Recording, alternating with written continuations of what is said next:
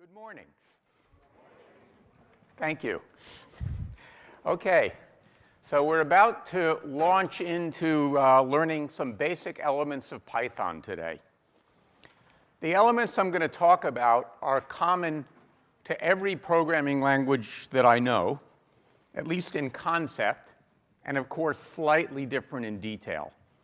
But as I said last time, everything you're going to learn about Python should be readily transferable. I'll be using, for all of the examples I present, something called an integrated development environment, and in particular, one that's built for Python called idle.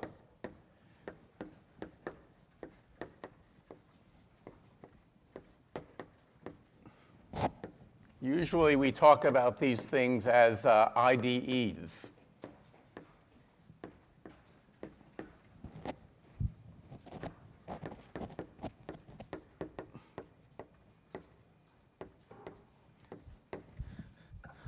I'm told, I don't know if it's true, that the IDE for Python is called idle after Eric Idle of Monty Python. Which was also, I'm told, the inspiration for the name of the programming language. So what is an integrated programming environment? In this case, it includes a specialized text editor that provides highlighting, auto-completion, smart indent, and you'll see shortly why that's very important, and a few other amenities that make it easier to use this to type Python than typing it into a generic text editor. It includes something called a shell, which is the environment that actually interprets the Python code. And the nice thing about it is it includes syntax highlighting.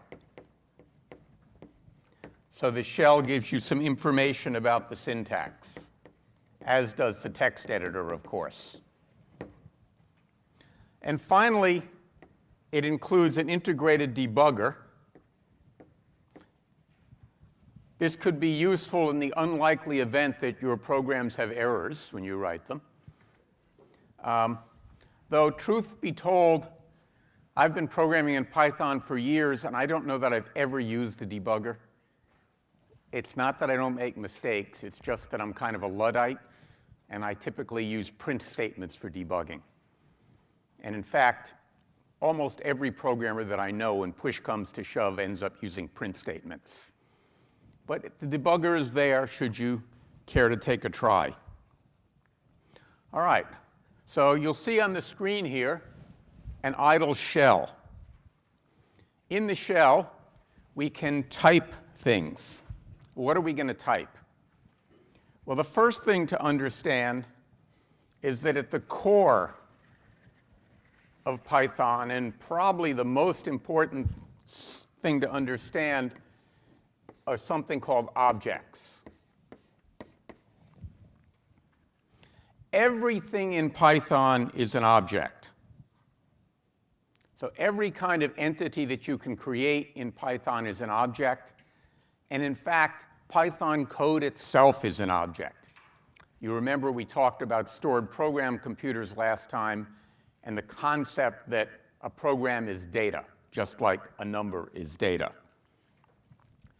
Each object has a type that tells us the kind of object it is, and in particular, what we can do with it. And then there's a built-in function called type that can be used to find out the type of an object. As we'll see, there are two fundamental kinds of types: scalar and non-scalar. We'll start with talking about scalar types. And the key thing to think about there is that they are indivisible. Think of them as the atoms of the programming language. Now, I know that some of you have studied physics and know that atoms are in principle divisible, but of course only at great expense and with serious consequences. And we've seen the same thing here. You can, if you're desperate, chop up these scalar types, but it almost always leads to something bad. All right, well, let's look at some. Well, the first one you'll see is used to represent integers, and that's called int. For every type, or every built-in type, there's a notion of a literal, which is how we type it. So, for example, we can type 3, and that will now tell us it is the value 3. You'll note it's typed it in blue. And I can ask what the type of 3 is. So you'll notice as I type things into the shell, it's using colors to give me a hint. So it's this fuchsia color for the word type, telling me that's a built-in function. And now if I ask it, it will tell me that the type of the literal 3 is, quote, int, quote. So it's an integer. And I can, use other sorts of things.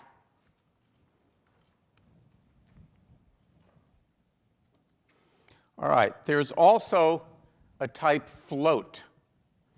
So those correspond to the real numbers. So I can do something like that. And we'll talk about this in a second.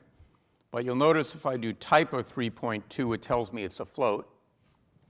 And for that matter, I can do type of 3.0, and it will tell me it's a float.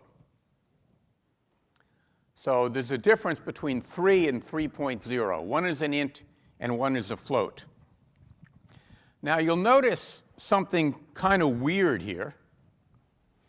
When the interpreter printed back the value of the literal 3.2, it gave me 3.2 and a bunch of zeros, and then this funny 2 standing at the end. In a few lectures, I'll explain why it does this. But for now, you should just take this as a warning that floats are not the same thing as real numbers. Right? You learned about reals, presumably, in middle school or high school. Floats are a computer scientist's approximation to reals, but they're not quite the same. The good news is almost all the time you can pretend that a floating point number is a real. But as we'll see in a few lectures, every once in a while it can really sit up and bite you if you believe that. But for now, we'll just pretend that they're reals.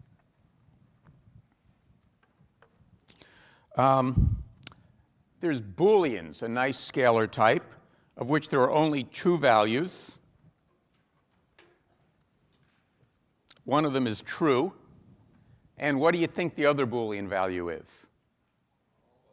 Thank you. So somebody said false. I have no idea who. But whoever it is, there's probably some candy to be had. Oh, I managed to find the one place in the room where there was an empty. I'm hoping that people will now scramble and fight for it like a foul ball at a baseball game. Now, people are too polite thus far. All right. So we have true and false as the type Booleans. And then we can do operations on them. So, for example, true and false is false, as you might guess. Finally, there's this funny value none, which doesn't print anything when I type it. And if I look at the type of none, we'll see it's the none type. Not very interesting. Fundamentally, as we'll see, that gets used when you want to put in something temporary. When you don't yet know what its value is going to be, you know it's going to eventually have one, so maybe you start out calling it none. And then you can check, and we'll see how we might do that. So those are the fundamental scalar types, the indivisible ones. Interestingly enough, Python does not have what is a common scalar type in every other language called char, short for character. Instead, what it has is strings that can be used to represent strings of characters. So for example, I can write the string quote a quote, and if I ask for the type of it, it tells me it's an str, short for string. Happens to be a string of length 1, which we might usually think of as a character, but there is no type char. So it's not a problem, we just have to remember it. Literals of type string can be written with single quotes or with double quotes. There's no difference. Just a convenient that you can do it either way, and we can build strings of things. It's worth noting that the type of, say, the string 1, 2, 3 is str, whereas the type of 1, 2, 3 without the quotes is int. So we have to be a little bit careful sometimes as to whether we're dealing with strings or ints when we look at these literals. You can only get so far with literals, things you can type. So of course, Python has in it something called an expression. Again, this shouldn't surprise anybody.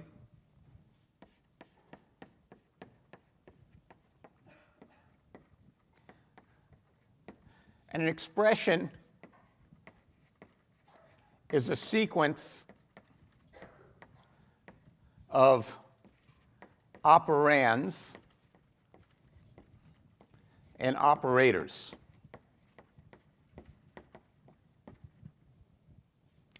The operands are objects.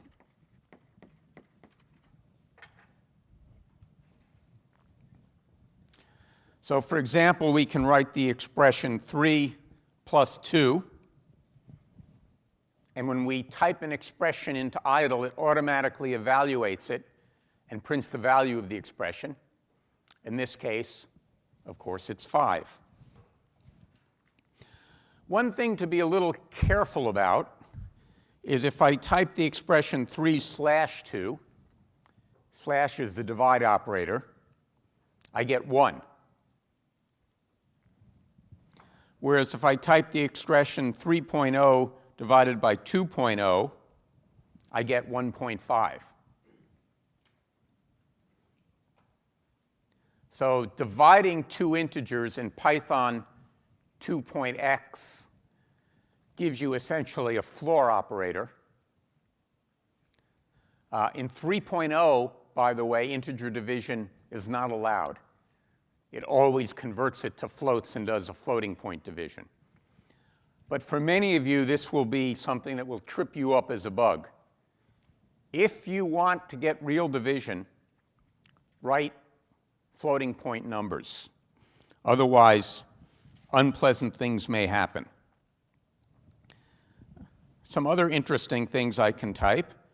Just as I could type 3 plus 2, I can type A plus B. What do you think I'll get there? It does concatenation.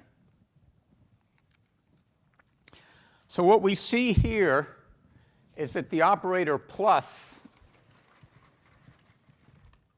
is overloaded.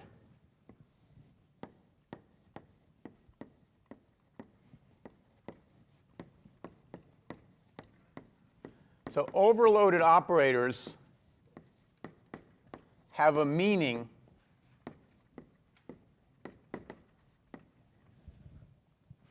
that depends upon the type of the operands.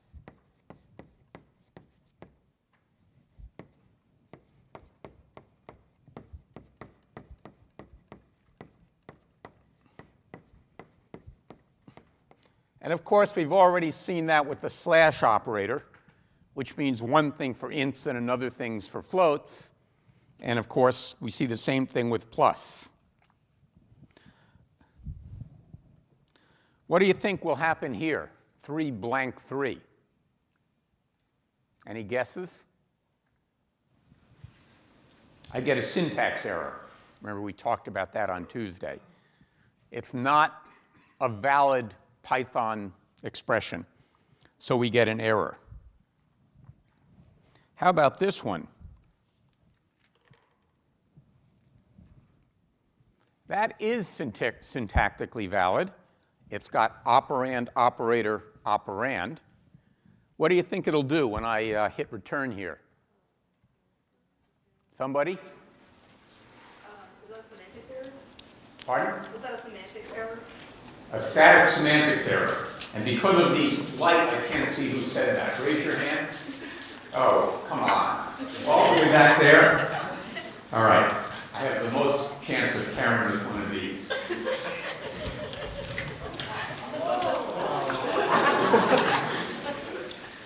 I'm going to lie. Those of you who are watching OpenCourseWare, it was a perfect throw. Okay, so indeed, we get a static semantic error of a particular kind called a type error, saying you cannot catenate an str and an int. Type errors are actually good things. The language does type checking in order to reduce the probability that a programmer will write a program with a meaning that will surprise its author. So it looks at it and says, somebody might have a weird guess what this means, but just to be safe, we're going to disallow it, rather than, it could, of course, make up some funny meaning if it wanted to. But it doesn't, and I think you'll find type checking saves you from a lot of careless programming errors as you go on. All right, let's continue. Let's look at some other things. I can write this, because that's just 2 strings, and it just concatenates them, the string A and the string 3. More interestingly, I can do this. So now what we're seeing is that you can take any type name, use it as a conversion function to attempt to convert one type to another.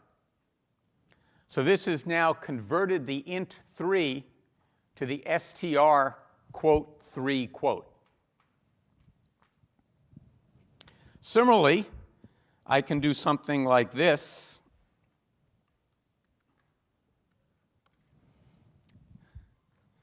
And here it's converted the string quote 3 quote to the int 3.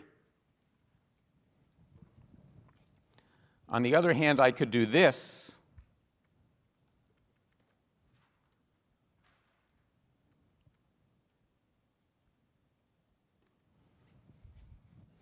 And it will tell me it's a static semantic error. It can't convert 0.0 into an int. Similarly, it can't convert 2.1.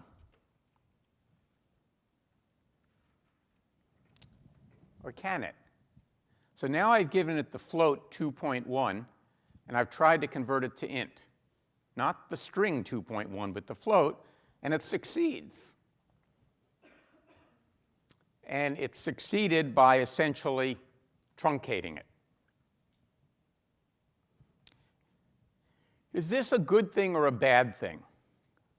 To me, it's a kind of a bad thing. If I've typed something like that, or I've evaluated some expression that happened to work that way, more likely than not, I'm confused. And I would probably have preferred to get a type error rather than it deciding how to do it. It's one of the things I don't like about Python. It's too generous. it lets me get away with stuff it shouldn't let me get away with. Other languages, for example, Java, are much stricter. This is a design decision, and it is the way it is, and we have to live with it. Professor? Yes? Is that the same reason that 3 divided by 2 turned into 1 up top? Yeah, exactly. It is the same reason that that happens. This will never go that far, but it'll have to relay it. Yeah, exactly. It's the same reason. The question was, is it the same reason that 3 divided by 2 doesn't give you the answer you would get with floating point? And it's because Python has tried to help you. Again, Python 3.0 is a little stricter about these things. We'll talk much more about this during the term. This is close to the last time you'll see me typing things directly into idle. For the most part, as you write programs, you'll use the text editor to produce them, and then go to the shell to run them. But you'll want to, obviously, if I had a 100-line program, I wouldn't want to sit here and retype it every time I needed to change it. So instead, I use the editor in idle to produce the programs, and then I can run them. And that's what I wanted to start doing. I should probably mention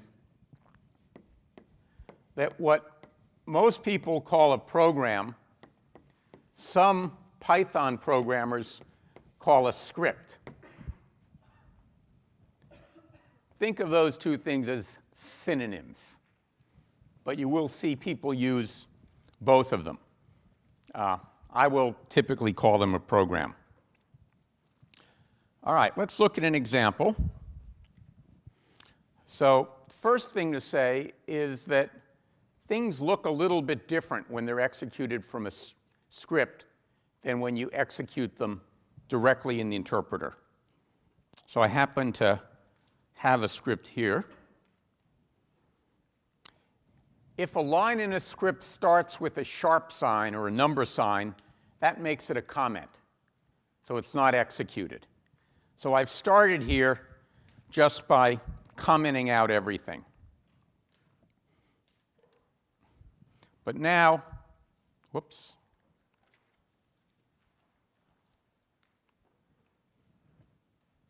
What happens if I just put the number 3 here? We saw when I typed it into idle, it echoed it in some sense and gave me what it was. Or just to be clear, I'm going to put in the expression type of 3. I'll save it, and then I'll hit F5 to run it. And it does nothing, right? You saw it move. It didn't print anything. So when you type an expression into the shell, it prints the value. But when it executes a script with an expression, it evaluates the expression, but does not display it on the screen. Well, so what do we do about that? There is something called a print command. So I can do this, print type of 3. And now if I run it, it will actually appear. So whenever you want to get something to appear, you have to use the print command. Not a very complicated concept. A program or a script is a sequence of commands. Each one tells the interpreter to do something. So a command is print, for example.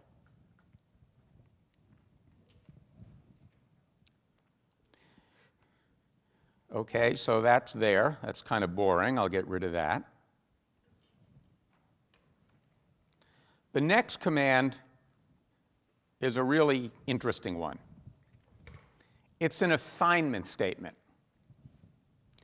A key concept in every, or almost every programming language, is that of a variable. Different languages have different notions of what a variable means. In Python, a variable is simply a name for an object.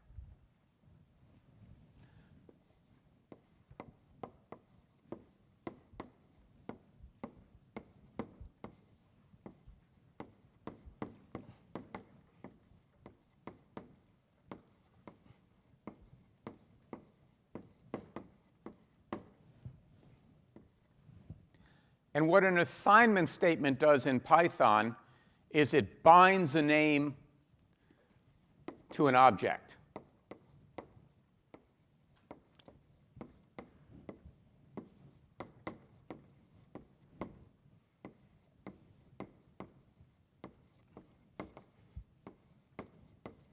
So the assignment statement you see here binds the name x to the object 3.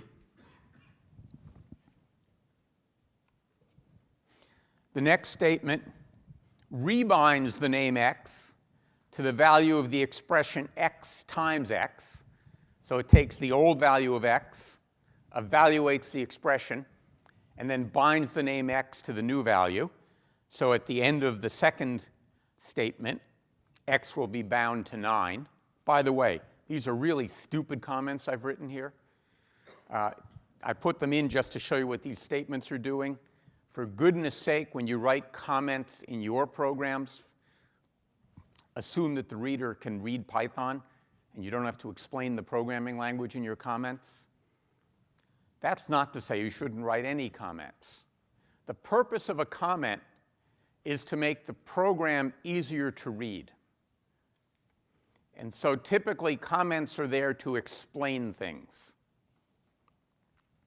Not to explain the language or its semantics, but to explain your thinking when you wrote the program.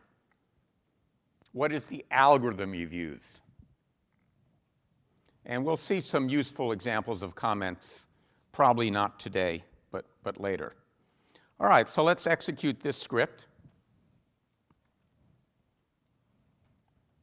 Sure enough, it printed 9, just what we would have hoped.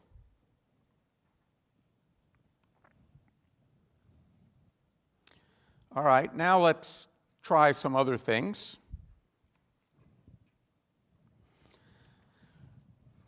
Print lets us output things. Raw input lets us input things, get things from the keyboard, essentially. So the statement here is making a request to whoever is using the program to enter a number. There are two kinds of input statements in Python 2.x. There's raw input, which is the only one you will see me use, and input. Raw input, by the way, is the only one that exists in 3.0. So please just use raw input. The difference is raw input always interprets what the user types as a string. So you'll see here it says y equals float of raw input, enter a number. So let's run it. So it's taken the argument to raw input, the string enter a number, asked me to enter a number. I'll enter a number. And then it's converted it to a float. Suppose I get rid of that. Suppose I do this.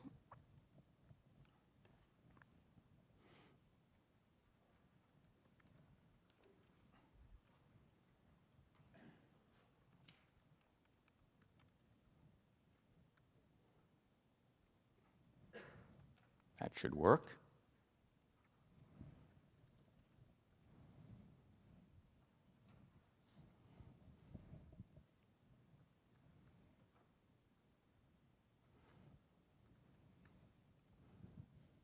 So now something has happened. It's printed both of them as 3.0. It looks like they're the same, but in fact, they're not. And this is something to be aware of. What we've seen here is when it prints a string, it does not print the quotation marks. So even though if I were to put this in here, I'll put in 2 print types of y.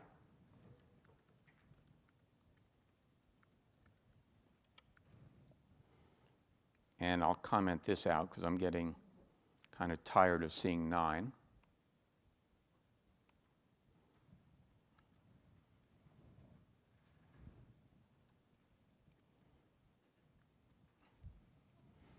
You'll note that one is a string and the other is a float.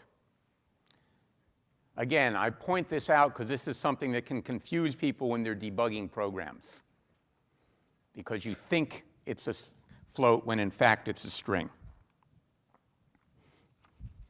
Okay, nothing deep, but these are the things that sort of get people in trouble. Now, the kinds of programs we've been looking at so far are what are called straight line programs.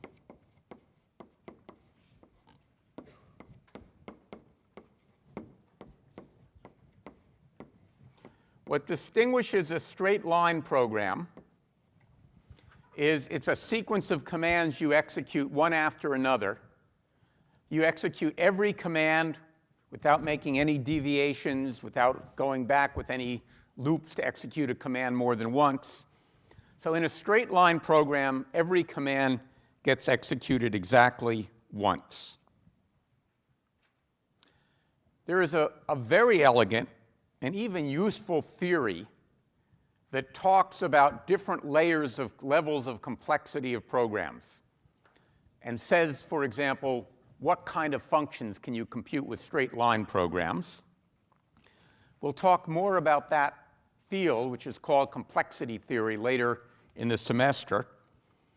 But for now, the thing to realize is that straight line programs are just dead boring. You can't compute anything interesting with one. Last time we talked about a recipe as an analogy for a program. Imagine a recipe with no tests. So every recipe, or almost every recipe I know, has some decisions. You know, if it taste it and add salt if you need it, or poke at the meat and see if it's done, or cook it until the thermometer says some degree on it. Those are the kinds of tests we need to make interesting programs. The most primitive kind of test we see is what's called a conditional statement.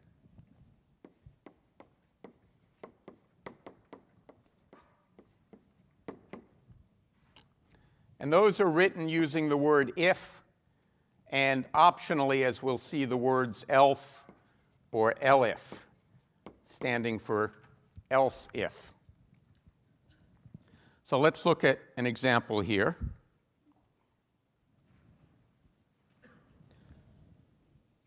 Where'd my mouse go? There it is.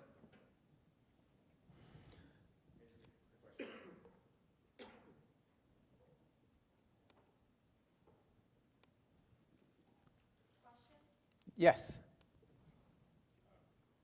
Someone has a question? Shout it out. Sorry, I was just wondering, when the user is prompted to put in the raw input, instead of putting in a float, puts in like a string, because you define it as like a floating integer, how does it interpret that input? I didn't get the question. So It's the argument to raw input, or the response to raw input. So yeah, for the raw input where you define it as a float, Yeah. the user puts in a string, how does Python interpret that? It will interpret as a string containing quotation marks. Okay. So typically you don't type a string because it interprets everything you type as if it were a string. So don't bother typing strings. Good question. Thank you. All right, so let's look at this. So here I'm going to get an int, or at least a string. I'll convert it to an int. Then I'll say if x remainder 2, that's what the percent sign is, it's a remainder or a mod operator, is equal 0. That's important. You'll notice that we used an equal sign to do assignments. If we want to do a comparison as to whether two objects have the same value, we don't write a single equal, we write a double equal. So whenever you're testing for equality of objects, you use double equal. So it says if the object x mod 2 has the same value as the object 0, print even, else print odd. And then, just for fun, I'm going to see whether or not it's divisible by 3. Why did I do that? Just to show you that I can nest conditionals inside conditionals. So in one of the branches of the conditionals, I'm now doing a test. So what this does is it if comes down, it does the test. If the value of the test is true, it executes the block of code following the if, in this case just print. And then it skips the else. It does not execute the else. So it executes one or the other. If the test is false, it skips the block of code following the if and executes the block of code following the else. So it does A or B, but not both. The indentation is important. Python is very unusual in that the way you indent things actually affects the meaning of them.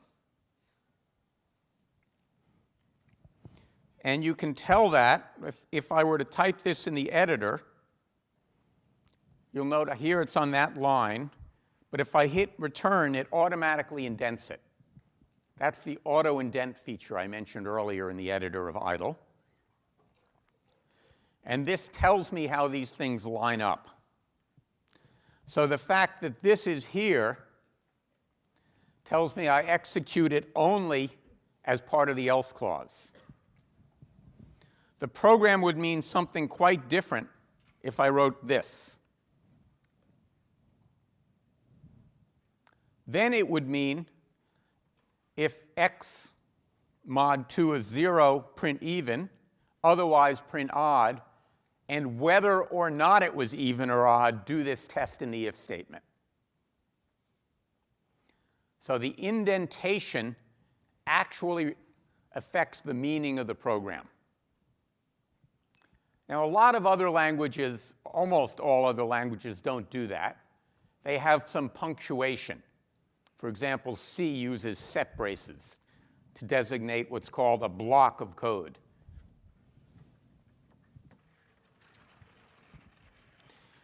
If you look, however, at a well-written piece of C code or Java code or any other language that I know, programmers are trained to use indentation to show the structure of the program. Even though you don't need it, you could line up everything right at the left edge and just use the punctuation. People don't do that. And the reason they don't do that is programs are intended to be read.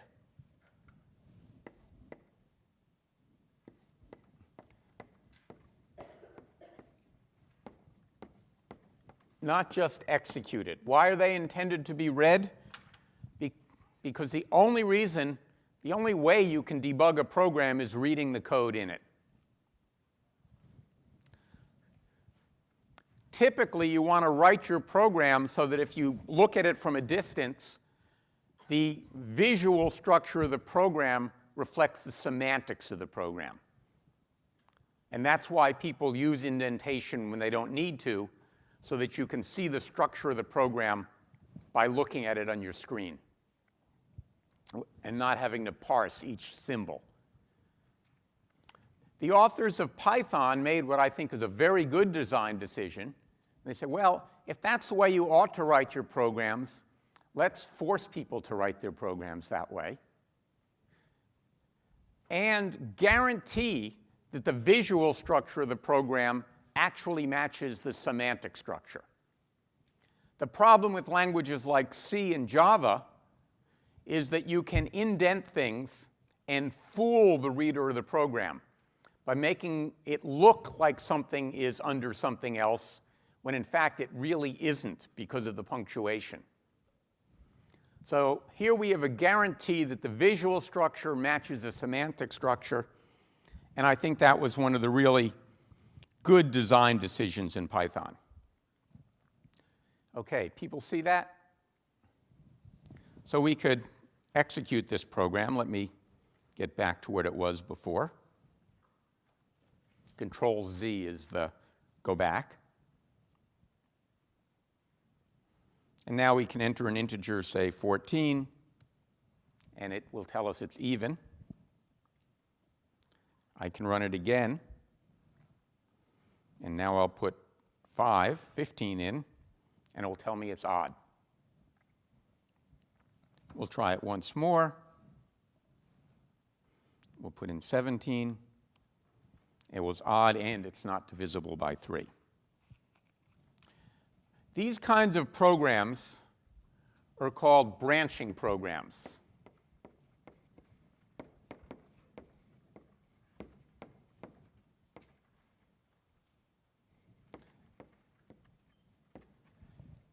And that's because the structure of them is you go down, you execute some statements, and then there's a branch which says execute these statements or execute those statements. And then typically it comes back together and continues. Of course, branches can have sub-branches. We could do this and then join further down, as we've seen here. Now, branching programs are much more interesting than straight line programs. We can do a lot of things with them, but fundamentally, nothing really interesting. And we can think about that by thinking about how long it takes a branching program to run. So let's first ask the question, how long does it take a straight line program to run? 14 seconds. No, it's not the way to think about it. How would we think about how long it takes it to run? What governs the length of time a straight line program can take? Exactly. The number of statements or commands in the program. Since it executes every command exactly once, if you have 100 commands, it will have 100 steps in it. Now, there's some variation in how long each step will be. Some commands might take longer than others, but the length of time it can take to run has nothing to do with its input. It has to do only with the number of lines of code. And that tells us it's not very useful because, well, we can only type so many lines in our lifetime. Well, branching programs have the same problem. In a branching program, each command is executed at most once. So again, the length of time it takes to execute the program is governed strictly by the size of the program. Why isn't that good enough? Well, think about a program, say, to compute the GPA of all the students at MIT. Well, how long is that going to take? Think instead about a program to compute the GPA of all the students at the University of Michigan, which is probably 10 times bigger than MIT. Well, you would expect that to take longer, right? Because you have to look at more students. And in fact, it's true. Most programs that are interesting, the amount of time they take to run should depend not on the length of the program, but on the size of the data that you want to evaluate using the program. So you would argue that the amount of time taken to compute the GPA of the students at MIT should be proportional to the number of students, not proportional to the length of the program used to do it. We'll talk a lot more about that later in the term in a much more thorough way. But it's important to get that as something you think about. So the fact that branching programs are not proportional in time to the input means that they're limited in what they can do. So that gets us to the final concept we need to write every program that could ever be written, or at least to compute every function that could ever be computed. And that's some sort of a looping construct.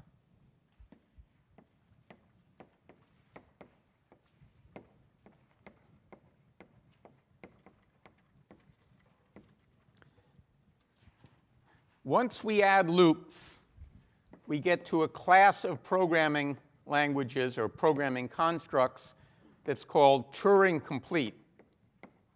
And I mentioned this last time.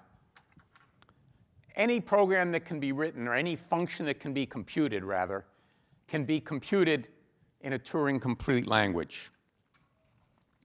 So let's look at an example here. This concept, by the way, is called iteration.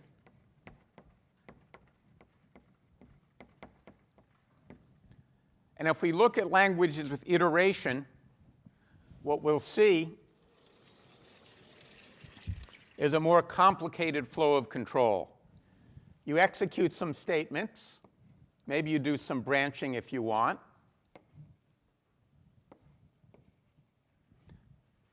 But then you're allowed to go back and execute statements you've already executed. Typically, what you have is another branch.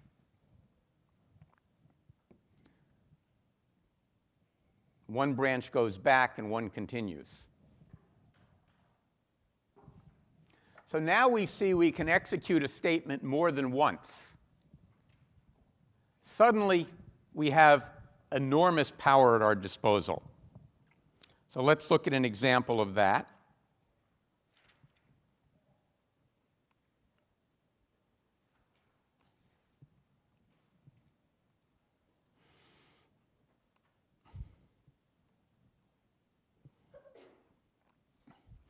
I, by the way, am skipping some of the code in your handout, but that's probably fine because it's there for you to be able to read. And what I would recommend, by the way, is that we will post the handouts on the web, but at the end of every lecture, within a few hours or a few days at least, go through the handouts and make sure you understand everything in them.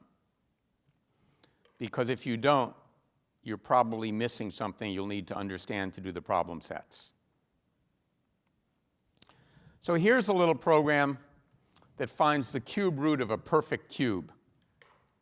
This, by the way, is a useful comment here, right? Tells you what the program is intended to do. So we get an integer. We set the variable ants to 0. And then while ants times ants times ants is less than the absolute value of x, we're going to set ants to ants plus 1. We could print where we are. I put those sort of things in as debugging statements. If ants times ants times ants is not equal to the absolute value of x, when I finish the loop, then I'll print x is not a perfect cube. Otherwise, I have to do something to deal with positive and negative values. Now, I know that this was fast and that most of you probably don't fully assimilate this program. Do not worry. It will be discussed in recitations tomorrow.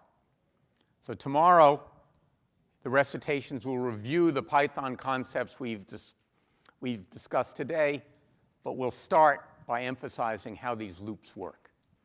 Okay, thanks for coming. Enjoy recitation tomorrow.